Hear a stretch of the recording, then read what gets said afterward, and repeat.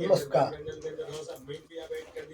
मेरी शादी की 13 साल हो गया है, मगर हर एक साल मुझे इस दिन का यानी कि वट सावित्री के दिन का बहुत ही बेसब्री से इंतज़ार रहता है। इसलिए कि उस दिन मैं बहुत सारे वचन ले लेता हूँ अपनी वाइफ़ से, ये नहीं करना है, वो नहीं करना है, साल भर में सुन-सुन के खींच-खींच परेशान हो जाता हूँ।